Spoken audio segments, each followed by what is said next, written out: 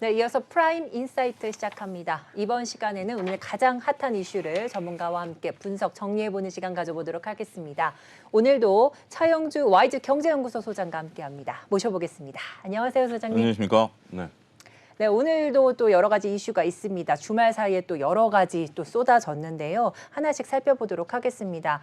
자, 이제 첫 번째로 지난주 한국은행이 25bp 금리 인상을 해서 총 기준금리가 3.5% 인상이 됐습니다. 이에 대해 더 이상의 금리 인상이 없을 것이다라는 의견이 좀 우세한데요. 관련 내용 한번 정리해 주시죠. 예, 우리 한국은행이 이제 금리가 1년 반 전에 0.5%였습니다. 근데 지금은 3.5까지 1년 반 사이에 3%포인트 금리 인상을 했죠. 네. 미국보다 먼저 금리를 올렸습니다. 이제 그 미국은 지난해 초부터 금리를 인상했고 우리는 2021년부터 금리를 인상을 했기 때문에 3.5까지 오는 기간이 미국보다는 좀 길었어요. 그런 상태고 지금 미국은 4.5니까 아직까지 우리와는 1%포인트 금리 격차가 벌어져 있는 상황이다라고 말씀드릴 수가 있겠죠. 사상 처음으로 7회 연속 금리 인상을 했습니다. 중간에 50bp 올린 적도 있었고 25bp 금리 인상을 한 적도 있었습니다만 이렇게 단기간 내에 공격적으로 금리 인상한 것은 유례가 없는 상황이다라고 말씀드릴 수가 있겠죠. 이거는 뭐 우리나라뿐만이 아니라 미국도 마찬가지고 글로벌 다른 나라들도 마찬가지죠.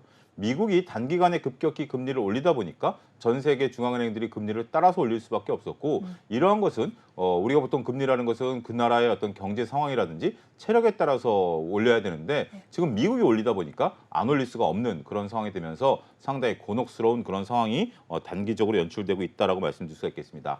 이렇게 금리를 올리다 보니까 우리 2020년 4분기가 마이너스 성장을 할 것으로 지금 한국은행은 보고 있습니다. 네. 이제 아직까지 집계 중에 있는 상황들인데 상당히 안타까운 그런 현실들이죠. 수출 경기가 상당히 좋지가 않고 있고요. 지금 뭐 부동산 경기도 좋지 않은 상황. 이런 것들이 결국 반영이 되면서 우리나라 경제 성장률이 마이너스 성장했을 가능성이 있다라는 거죠. 이런 것들을 감안한다라면 우리가 금리를 이번에 올리는 것이 좀 부담스럽긴 하는데 금리를 안 올릴 수 없는 게 서두에도 말씀드렸다시피 미국이 올리다 보니까 상당히 이런 사태들이 벌어졌다라고 말씀드릴 수가 있겠습니다. 지난주에 말씀드렸던 것처럼 이런 거에 대해서 세계은행은 상당히 좀 우려스러운 얘기들을 하고 있습니다. 세계은행이라는 게 만들어진 게 결국 이제 개도국들을 중심적으로 보는 그런 기관들인데 개도국들 입장에서 본다라면 올해 상당히 만만치 않은 한 해가 될 것이다라고 얘기를 하고 있죠. 우리는 이제 개도국이 아니라 신흥국 쪽에 들어가 있긴 합니다만 뭐 어느 정도 여파는 있을 것으로 보여집니다. 미국발 금리 인상으로 인해서 우리가 따라갈 수밖에 없는 상황이다라는 것을 명확히 인식하셔야 되지 않을까 말씀드릴 수가 있겠습니다.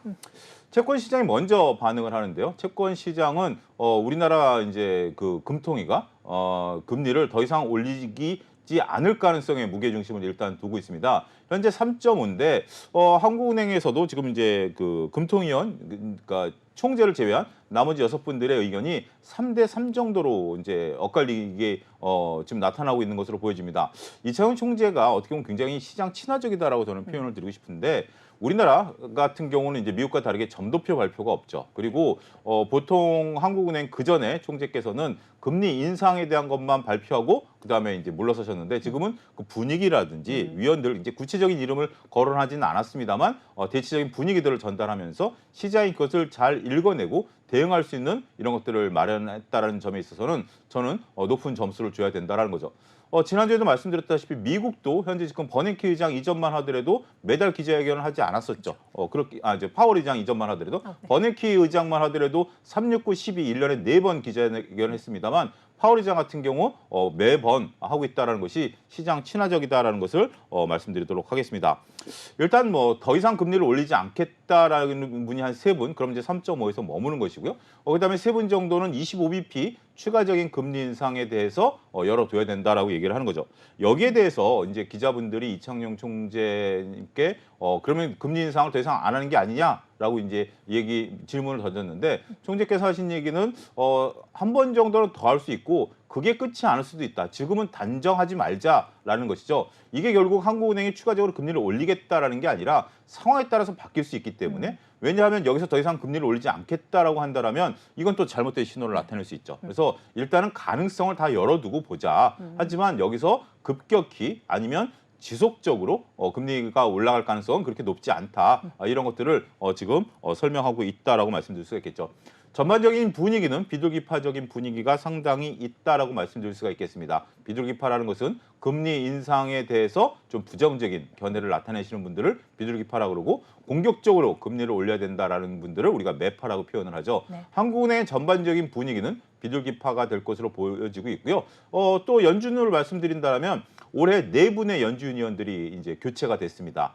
그런데 2022년까지의 상황과 2023년 상황을 보면 그 4분의 분포도가 약간 달라요. 그 4분만 놓고 본다라면 매파가 3분, 비둘기파가 1분이었습니다. 2022년에는. 근데 올해는 시장에서 보는 것은 매파가 1분, 비둘기파가 3분으로 바뀌었다라고 보는 거죠. 물론 연준 위원들 같은 경우 정해진 지표를 보고 금리 인상 여부를 결정하지만 아무래도 사람 성향이라는 것을 우리가 간과할 수는 없잖아요. 그렇죠. 어느 쪽에 조금 내가 똑같은 지표를 보더라도 금리를 올려야 된다라고 생각하는 경우가 있고 이 정도면 금리를 안 올려도 된다라고 생각할 수 있기 때문에 미국의 그 지형은 매파에서 비둘기 쪽으로 좀 바뀌었다라는 것도 염두에 두셔야 될 것 같습니다. 네. 우리나라 한국은행의 고민은 계속해서 깊어질 것으로 보여집니다. 미국과의 금리 격차를 가만히 보고 있자니 이 또한 글로벌 자금들의 이동에 대한 우려감들이 있다라는 거고 그렇지만 국내로 돌아다 보면 현재 지금 부동산 경기가 살아날 기미가 보여지고 있지 않고 자산 시장도 상당히 안타깝죠. 단기적으로 봤을 때는 아파트 같은 경우 주간 단위 거래 건수라든지 금액은 소폭 반등했다라는 지표가 나오고 있지만 이건 뭐 추세적이라고 보기는 어렵죠. 국내 지수도 2,300선, 2,400선까지 움직이고 있습니다만 이것도 구조 추세적으로 움직인다라고 보기에는 또 쉽지 않은 것이죠. 더군다나 또 채권 시장 같은 경우 작년 가을에 터진 레고랜드 사태 이후에 아직까지도 그런 불안 심리가 남아 있는 거죠. 일부 안정된 상황들은 나타나긴 했습니다만 그래도 여전히 지방의 건설사 채권 같은 경우는 불안한 모습들 여전히 보이고 있다는 측면에 있어서는 상당히 쉽지 않을 것으로 보여집니다.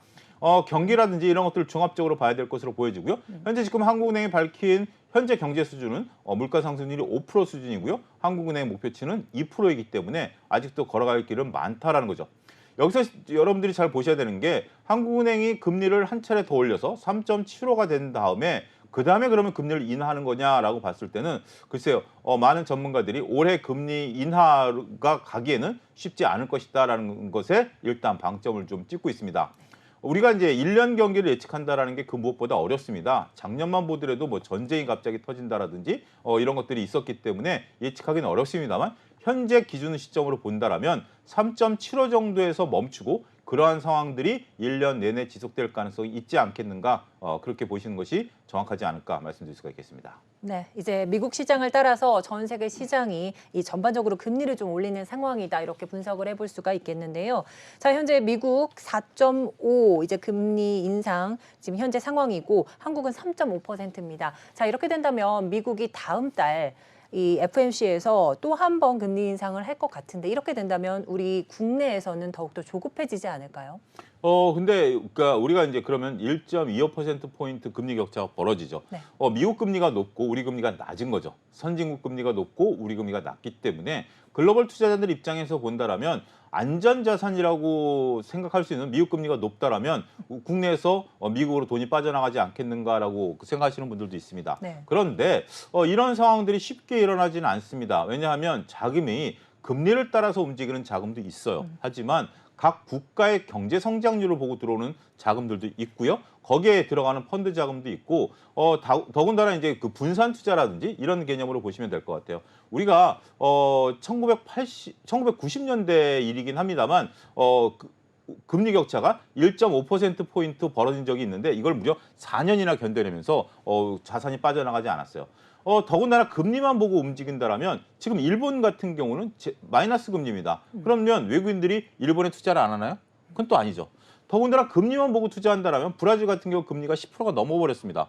그럼 물론 이제 거기는 위험하기도 하지만 네. 뭐 리스크 프리미엄이라고 한다라면 충분히 가능성이 있죠. 따라서 우리가 단순하게 금리 격차만 놓고 본다라면 쉽지 않죠. 최근에 외국인들 같은 경우 국내 시장에 또 들어오고 있지 않습니까? 뭐 미국이 이번에 25bp 금리 인상은 뭐 기정사실화된 건데 그럼에도 불구하고 외국인 투자자들이 국내에 여전히 들어오고 있다라는 측면에서 보면 금리 격차가 몰고 올 파장이 생각만큼 심각하지 않을 수도 있다. 이렇게 말씀드릴 수가 있겠습니다. 네, 그렇습니다. 자, 이제 다음 이슈 한번 체크해 보도록 하겠습니다. 자, 이제 테슬라가 글로벌 판매가를 최대 20% 낮추는 강수를 두고 있습니다. 이에 대한 해석이 좀 분분한데요. 이 관련 내용 어떻게 바라봐야 할까요? 예, 뭐 처음에 중국에서 판매가를 인하했을 때만 하더라도 재고 정리 차원이다라고 애써 우리가 이제 생각하는 경우가 있었습니다. 네. 그런데 미국에서 또 판매가를 낮췄죠. 또 특히 이제 미국에서 낮췄을 때도 또 이미 과거 모델이고 몇 대 남지 않은 부분들이라 뭐 그렇게 심각하게 생각지 않았었던 분들도 있으셨습니다. 근데 문제는 이제 글로벌 지역에 있어서 전 세계 판매 가격을 평균 20% 정도 낮췄다라는 거죠. 굉장히 심각한 문제다라고 좀 말씀드릴 수가 있겠습니다. 지난주에 제가 이제 표를 통해서 가격을 인하했을 때 우리가 그 영업이익이 적자로 전환되는 그런 것을 설명을 좀 드렸는데요. 네. 테슬라는 2022년 초반만 하더라도 카플레이션이라는 신조어를 만들어냈었던 기업입니다. 우리가 자동차라는 재화의 특징을 보면 지금 이제 여러분들 뭐 그랜저나 제네시스 같은 이제 그랜저는 신형이 나왔으니까 논의를 치고 뭐 제네시스만 놓고 본다라도 모델이 그렇게 바뀐 건 아니잖아요. 근데 2023년 같은 경우 약간의 모델 변경을 하면서 가격을 올려오는 1년에 한 번 정도 가격을 올리는 그러한 트렌드를 타왔었었죠.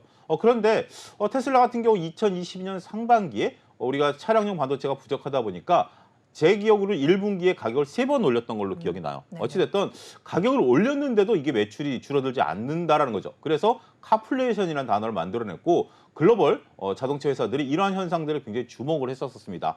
그때 당시에 테슬라 같은 경우는 공급자 위주였었어요. 뭐냐면 만들어내는 즉시 팔리기 때문에 만들어내는 양을 테슬라가 어떻게 가져가느냐가 가장 중요한 관건이었었습니다.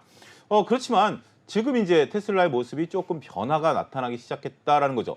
일단 전기차가 나름대로 잘 팔리고 있는 건 사실이지만 전기차 시장 내에서 테슬라의 점유율들이 조금씩 변동을 나타내기 시작했다라는 거죠.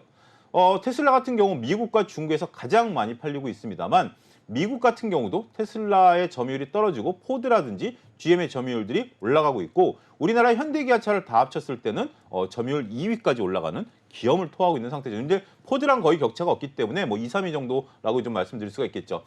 그런데 과거에 독주의 1위에서 이제는 2, 3위와 그렇게 격차가 안 벌어지는 1위의 모습들을 보이고 있고 중국에서도 현재 지금 흔들리고 있는 모습들을 좀 보여주고 있다는 거죠. 이에 따라서 가격을 인하하고 있는 것인데 이렇게 한번 여러분 생각해 보셔야 될 것 같아요. 명품이라는 것으로 비유가 가능할지 모르겠습니다만 우리가 명품이라고 하는 것들 뭐 여성 백에 한번 비유를 해보겠습니다. 명품 네. 여러 가지 있으니까 백 같은 경우도 그 가끔 할인 행사를 하는 백이 있고 절대 할인 행사를 하지 않는 백이 있죠. 그러면 어떤 걸 진정으로 명품을 쳐주겠습니까? 가끔 할인 행사를 하는 것도 우리가 명품이라고 보긴 하지만 네.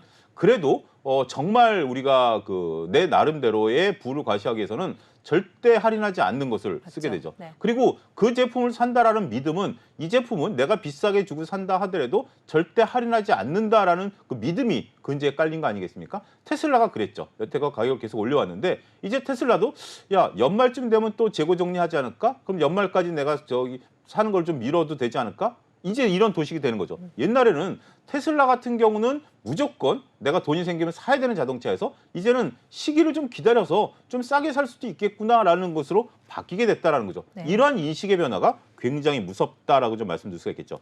현재 지금 고가 차량이 글로벌적으로 안 팔리고 있습니다. 뭐 전반적으로 봤을 때 테슬라 같은 경우는 좀 고가 사양이기 때문에 그런 영향을 받고 미국 같은 경우도 할부 금리가 평균 금리가 한 8%대 정도 되기 때문에 자동차를 사면서 8% 금리를 낸다?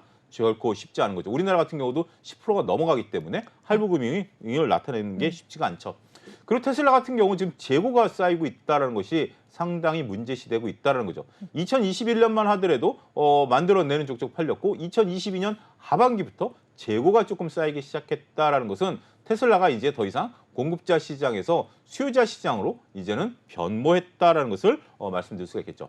가장 중요한 것은 테슬라의 팬덤이 사라지고 있다는 겁니다. 이번에 앨런 머스크의 트위터 인수에서 해고 과정에 있어서의 많은 2030 세대들의 반감을 샀고요. 11월 달에 나온 거지만 영국에서 나온 그 설문조사가 있습니다. 테슬라 주주들에게 다음에 차를 바꿀 때 테슬라를 사겠느냐라고 했을 때 2022년 상반기 때는 약 70% 이상이 다음에 나도 역시 테슬라를 바꿀 것이야 라고 얘기했던 것들이 2022년 하반기에 무려 30%대로 뚝 떨어졌습니다. 네.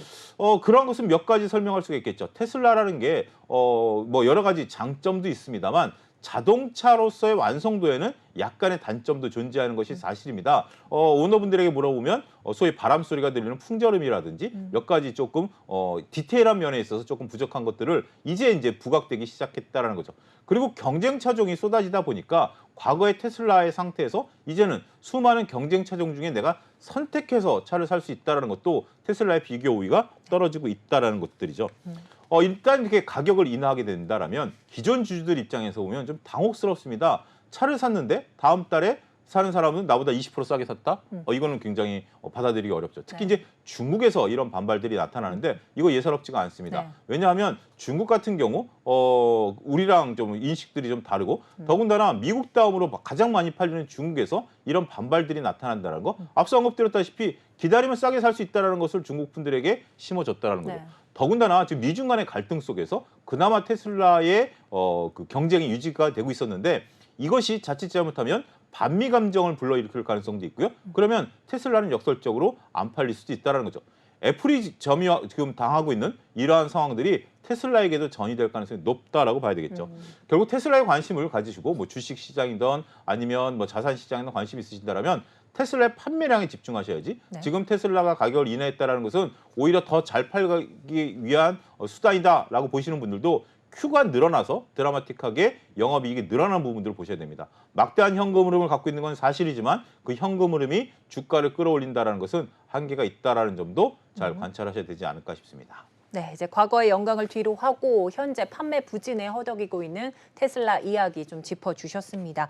자, 이제 빅테크 시장도 한번 점검을 해보겠습니다. 이 글로벌 증시가 반등을 나타내고 있습니다. 이 가운데 블룸버그 통신이 미국의 빅테크 종목의 부진이 시장 전반에 랠리를 좀 끌어내리고 있다고 보도를 했습니다. 자, 이제 기술주 중심으로 투자를 많이 하는 서학개미 분들에게는 좀 안타깝고 어떻게 중요한 이슈일 수 있는데요. 관련 내용 한번 분석해 주시죠. 예, 우리가 이제 서학개미 운동 같은 경우 2021년 하반기에 본격적으로 불었다라고 말씀을 좀 드릴 수가 있겠습니다. 2022년 하반기 때 동학개미 운동이 이제 본격적으로 벌어졌죠. 자, 잠깐 좀 리뷰를 해보면 2020년 3월 달에 이제 주가가 우리가 저점을 찍었습니다. 네. 코로나 터진 것은 2019년 가을에 중국의 우한 지역에서 코로나 터졌고 그게 전 세계적으로 퍼질 때까지는 좀 잠잠했었어요. 근데 2020년 상반기 때 글로벌 자산 시장이 흔들렸고 우리나라 같은 경우 3월 달에 반대 매매가 나가면서 3월 중순에 이제 바닥을 찍었죠. 네. 그러고 나서 V자 반등을 나타냈을 때까지만 하더라도 동학개미 운동이 불지는 않았었어요. 그런데 가을부터 서서히 동학개미 운동이 불기 시작하면서 주식시장이 올라가기 시작했고 이게 2021년 1월 달에 정점을 찍었죠. 그다음부터는 주시장이 서서히 빠졌죠. 그러면서 상당히 안타까운 그런 시간들을 보냈는데 미국은 2021년 하반기까지 계속해서 주가가 올라갔습니다. 그러다 보니까 우리나라에서 소위 우량주를 샀던 분들 이게 우량주인지 유명한 주식인지 구분을 하셔야 되겠습니다만 일단 우량주라고 믿었던 유명한 주식을 사셨던 분들이 우리나라에서는 주가가 더 이상 올라가지 못하고 미국에서 주가가 올라가니까 정말 많은 분들이 2021년 하반기에 소위 서학개미 운동이 되시면서 소위 빅테크 기업들에 집중 투자했죠. 여기서 중요한 포인트는 이게 우량 주식이냐 유명 주식이냐를 봤을 때는 유명 주식이었죠. 일단 우리가 잘 아는 기업들에 글로벌리 가장 많이 한국 사람들이 투자를 하면서 주가를 오히려 오버슈팅했던 것도 사실입니다. 그런데 이제는 이러한 기업들이 실적들이 상당히 좋지 않게 되면서 주가가 급락하는 그런 현상들이 벌어졌고 S&P가에서 이런 것들이 나타나기 시작했다라는 거죠.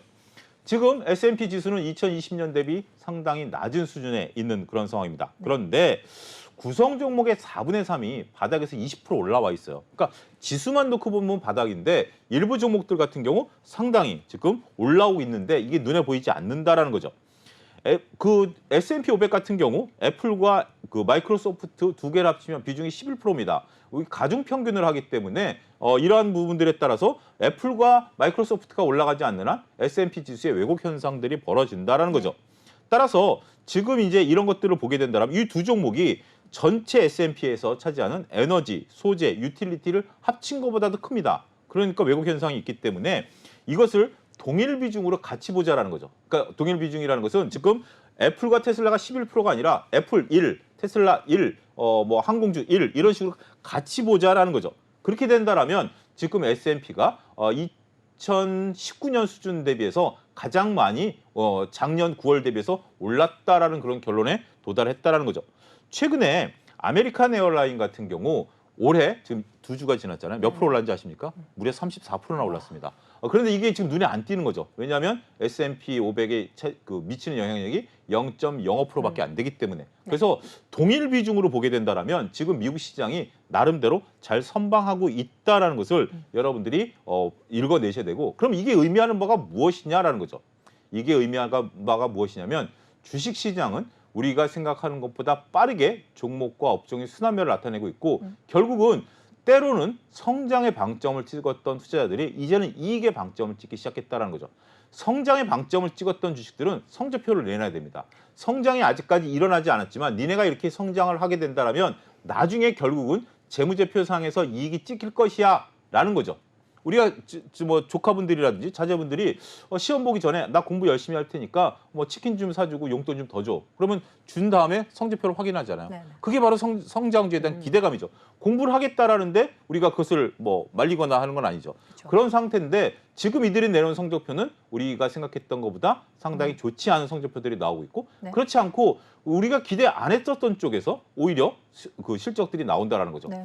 때로는 기업의 그 실적과 주가가 동행하지 않습니다. 네. 성장주 같은 경우는 미리 움직이는 거고요. 가치주 같은 경우는 안 움직이지만 네. 앙드레 코스톨라니가 비유한 것처럼 언젠간 만나는데 지금 성장주는 우리가 계속해서 어긋나 있는 부분들이고 가치주들이 올라오고 있다는 겁니다. 네. 따라서 우리가 투자를 할 때는 이러한 변화를 잘 관찰해야 되지 않을까를 덧붙여서 말씀드리도록 하겠습니다. 네, 이제 관련해서 이 내용도 좀 짚어봐야 되겠습니다. 이 조 바이든 미 대통령이 미국의 이 빅테크 기업들이 개인 정보를 과도하게 수집해서 악용한다는 점에 대해 이 빅테크 기업들 책임을 물을 수 있도록 관련 법 개정을 좀 촉구를 했습니다. 어떤 내용일까요?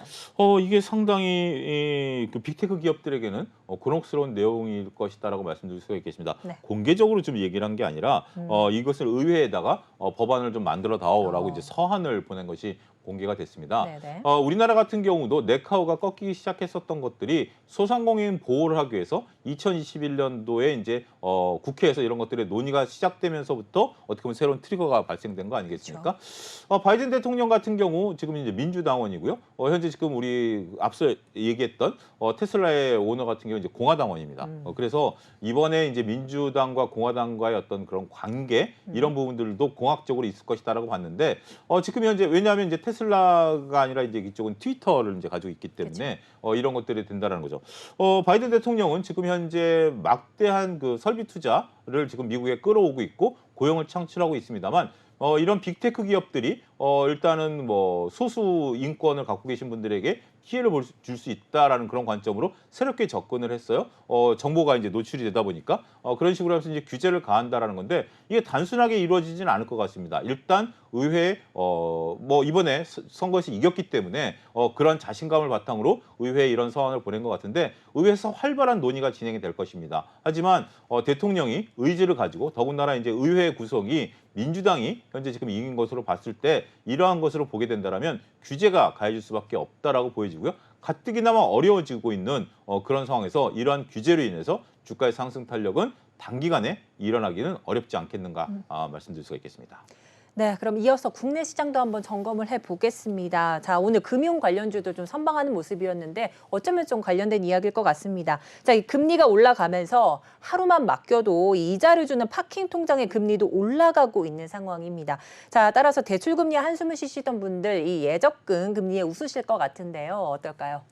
예, 우리가 이제 소위 파킹 통장이라 한다면 월급 통장 들어오면 그렇죠. 스쳐 지나가는 네. 통장, 파킹 통장. 그래도 이제 거기에 이제 뭐 몇십만 원 정도씩 남아 있고 몇백만 원씩 이제 그렇죠. 남아 있으면서 네네. 주로 이제 생활비를 쓰기 위한 통장이죠. 우리가 이제 적금을 든다라는 것은 미래 돈을 모은다라는 건데 네. 이거는 이제 급여 통장 같은 경우는 이제 어느 정도의 돈을 이제 작은 돈을 이제 소액을 맡겨 놓는 건데 이거 같은 경우 이자가 거의 이제 없었던 상황이죠. 네. 하지만 편리성이라든지 계좌이체, 자동이체 이런 부분들 때문에 우리가 사용을 하고 있는데 인터넷 은행이라든지 저축은행들이 이러한 통장의 금리를 5.5%까지 제시를 하고 있습니다. 굉장히 높죠. 네. 물론 이제 금액도 작고 500만 원을 놔두고 이게 지금 계속 이제 기간이 짧기 때문에 실질적으로 받는 이자는 거의 없다라고 본다 하더라도 상징적인 의미는 상당히 있다라고 좀 말씀드릴 수가 있겠습니다. 근데 이런 것들을 우리가 몇 가지를 좀 살펴봐야 되는 게 일단은 한도가 있습니다. 각 그 저축은행들마다 그리고 인터넷 은행마다 한도가 있다라는 것들이고요. 그리고 왜 과연 이들이 이런 것을 만들어냈겠냐라는 거죠. 전 두 가지 의미가 있다라는 것으로 보여집니다. 그냥 흔히 생각할 수 있는 것은 미끼 상품이죠. 여기서 지금 시중은행은 거론되고 있지 않습니다. 인터넷 은행들이 저축은행들이기 때문에 그를 통해서 그 고객들을 유인하려고 하는 그런 부분들이 있겠죠. 아무래도 이용 안 하던 저축은행에 내가 급여 통장을 트게 된다면 그쪽에서 대출이라든지 다양한 것들을 이용할 수 있기 때문에 미끼 상품이 된다는 것. 두 번째는 이들이 현재 지금 자금이 그렇게 녹록지 않다라는 겁니다. 왜냐하면 특히 이제 저축은행 같은 경우 PF라든지 이런 쪽 부동산 쪽 대출을 통해서 막대하게 자금을 돌렸는데 지금 이쪽 대출이 막혀 있죠. 네. 그러다 보니까 지금 자금이 원활치 않다라는 게 전원이죠. 증권사 같은 경우 이를 지금 하기 위해서 각종 ELB라든지 이런 것들을 막대하게 지금 팔면서 자금을 운영하고 있는데 이들이 지금 여러분들 화면에서 보시는 것처럼 다 저축은행인데 지금 자금이 그렇게 녹록지 않아요. 그러다 보니까 저렇게 막대하게 이자를 주면서까지 자금을 끌어당기고 있다. 이렇게 좀 말씀드릴 수가 있겠죠. 이들 역시 예금자 보호를 받는 기관입니다. 따라서 여러분들은 그들이 제시한 한도도 있습니다만 여러분들의 예금자 보호에 맞는 수준 정도의 예금을 하실 필요가 있다라고 보여지고요. 네. 결국은 이런 것들은 자산 포트폴리오와 맞물리면서 접근을 하셔야 되지 않을까 싶습니다. 하지만 저렇게 되는 부분들이 실질적으로 이루어지는 부분들은 그렇게 많지는 않은 것 같아요. 왜냐하면 저 같은 경우도 일반 시중은행을 쓰고 있습니다만 그들이 갖고 있는 장점, 눈에 보이지 않는 이 이자 외에 수수료 할인이라든지 각종 혜택이라든지 ATM기 이용 수수료 무료라든지 이런 혜택들이 있기 때문에 눈에 보이지 않는 혜택까지 꼼꼼히 살펴보시게 된다라면 내가 급여 이체가 많다거나 계좌 이체가 많을 때는 인터넷 은행이 훨씬 더 유리하겠죠. 그렇지 않고 각종 안전성을 따진다라면 금리가 다소 낮더라도 워낙 이제 이 절대 금액 자체가 작기 때문에 여기서 차지하는 금리 비중은 상당히 미미하거든요. 그래서 그런 부분들을 보셔야 될 것으로 보여지고 있고요. 네. 만약에 이제 저런 쪽에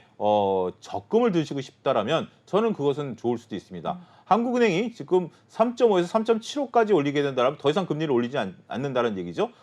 그렇다면 지금 고금리를 장기적인 관점에서 접근하신다면 이것은 중요한 아이디어가 될 수 있습니다. 네. 저축은행뿐만이 아니라 일반 시중은행에서도 고금리 상품을 3년 내지 5년짜리 적금을 든다면 은행 입장에서는 상당히 곤혹스러울 수도 있습니다. 5년 뒤에는 금리가 떨어지는데 고정금리로 내가 예금을 들어가 있기 때문에 은행들은 울며 겨자 먹기로 그 이자를 줘야 된다는 거죠. 그런 관점으로 여러분들이 접근하시는 것도 은행을 현명하게 이용하는 방법이 아니겠는가 말씀드릴 수 있겠습니다. 네, 이제 생활비나 급여 통장의 이제 개념으로 입출금으로 사용하시는 이 파키 통장에 대해서 자세하게 들어봤는데요. 보통 낮은 이자로 좀 알려져 있습니다만 이 저축은행 업계에서는 연 5%까지, 최대 5%까지 이 금리 좀 받을 수 있는 그런 통장도 등장한 점 여러분 참고해 주시기 바랍니다. 자, 그러면 오늘 말씀은 여기까지 듣도록 하겠습니다. 오늘 함께해 주신 차영주 와이즈 경제연구소장님 도움 말씀 감사드립니다. 감사합니다.